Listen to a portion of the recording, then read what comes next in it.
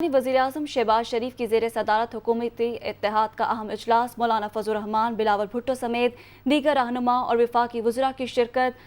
Supreme court के फैसले पर गौर किया जा रहा है। अदालती फैसले पर अमल दरामद किया जाए या नहीं, हुक्मरान इत्तेहाद ने सर जोड़ लिए।